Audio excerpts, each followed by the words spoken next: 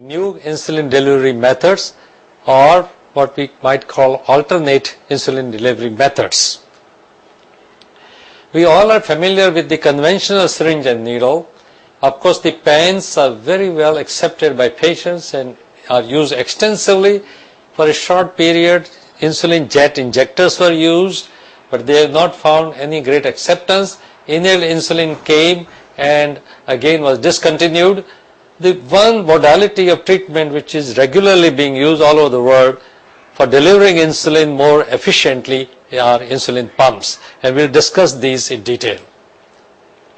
Now, if you see the early pumps, they were massive in size, as you can see, almost like a TV receiver set. However, as we advance over the years, the pumps became far more efficient. They got miniaturized, and you see some of the examples of miniaturized pumps.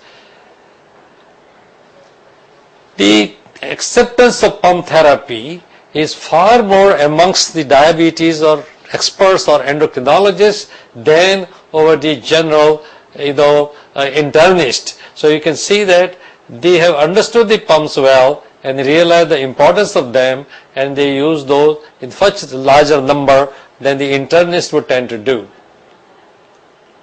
Now, what the pump does, in a sense, if you see the blood glucose profile over the 24-hour in a diabetic, you realize that both the basal starts going up, the basal has gone up, as well as the prandial glucose, also the excursions are very, very high. What the pump really does is controls both the basal, bringing it down to normal, and also controls the post-meal excursions. When you use the routine insulin regime, either by pens or by syringes, you can give a shot of NPH or Lente variety. You can mix with plain. You can give 2 shots of NPH or Lente. You can take 2 shots of NPH Lente with plain. And of course, you can take 3 shots of plain and probably 2 shots of NPH. The 2 shots of NPH is also replaced by what is called insulin glargine or insulin detimert, which is called the long basal insulins. However, this for therapy, which is called the intensive or multiple dose insulin therapy, also is not able to control the more difficult type 1 diabetics and sometimes also type 2 diabetics for the reasons which we will discuss later, and therefore the pump therapy becomes very important. If you see the blood glucose profile on certain very interesting machines we used a while ago for research called glucose control insulin infusion systems, and if somebody requiring 100 units, you should know that the basal requirement is almost 50%, 32% at night, and additional basal making to 50%, while the boluses, you see, make another 50%, and they are roughly divided into a higher bolus at breakfast, little less at lunch, and maybe similar or little less as dinner. This is a very typical insulin requirement pattern based upon which you are going to plan your pump doses. So the pump will mimic the normal pancreas, giving continuous basal as the pancreas does, and augmenting the secretion when required at the meal time.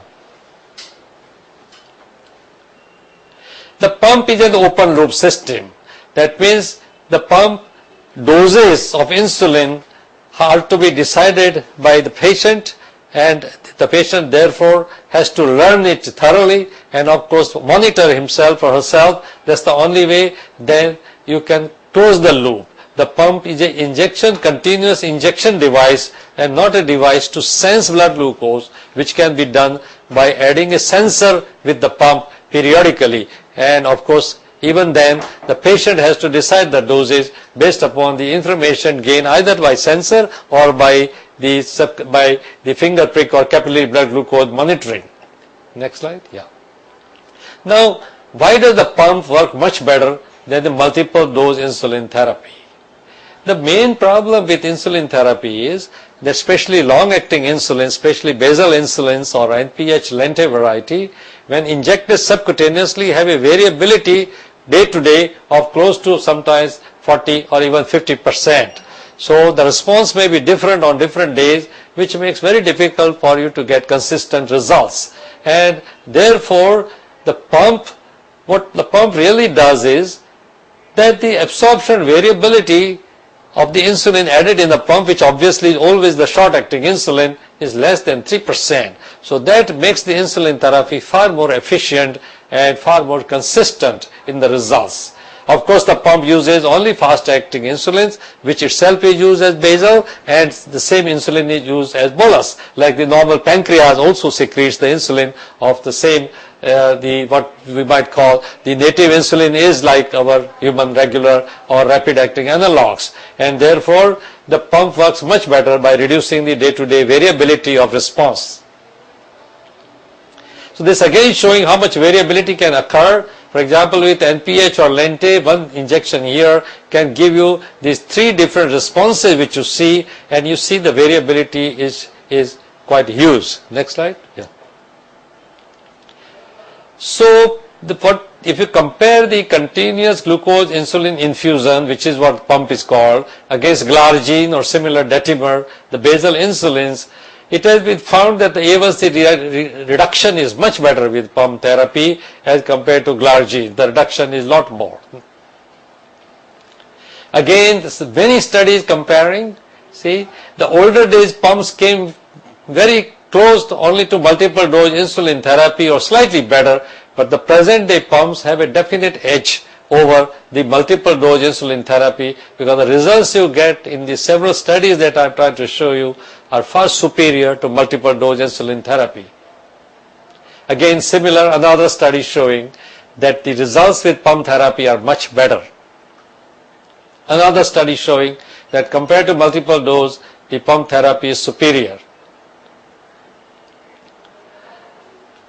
Again, similar comparison, and you will see that this is much better as far as A1C reduction is concerned, or at least it compares very favorably to the results obtained by multiple dose insulin therapy. And of course, the hypoglycemia and diabetic ketoacidosis, of course, is very different with pump therapy.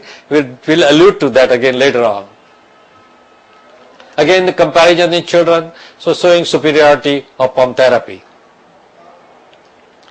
Now, can you use pumps in type 2 diabetics? Of course, long-standing type 2 diabetics which are difficult to be regulated by your or optimized insulin therapy, what is called multiple dose insulin therapy, MDI, and in spite of adding a sensitizing agent there, you are not getting good results, then I think type 2 diabetic also should be considered for pump therapy, and there is data in the literature showing favorable results with pump therapy in type 2 diabetics as well. One very important facet of type 2 diabetics on pump therapy is that you may have to add, in spite of pump therapy, to sensitize the individual, you may have to add an oral sensitizing agent like metformin or glitazone, and then your results will be a lot superior when you use the pump therapy in type 2 diabetics. So there's some more results on type 2 diabetics, again showing a good response as far as A1C is concerned by use of pump. The self-monitoring of blood glucose is essential when you use pump therapy. Initially, when you're starting the pump, you'll almost need a 9-point blood glucose profile with the finger stick capillary blood glucose, but subsequently, once they are stabilized, then probably 3 or 4 samples every day are adequate in order to continue pump therapy optimally and get the best possible results. Of course, now the CGMS is available. One would like to either use CGMS or use multiple, capillary blood glucoses, and try to even out whatever information you get with the sensor. You utilize that to produce best possible results with the pump therapy. The address target with the whole capillary blood glucose, when you put a patient on pump, these are the kind of targets you are looking at. You would like a preprandial blood glucose to be 80 to 120, 2-hour prandial less than 180, bedtime between 100 and 140, and 3 a.m. at least more than 90, so that chances of hypoglycemia at night are minimized.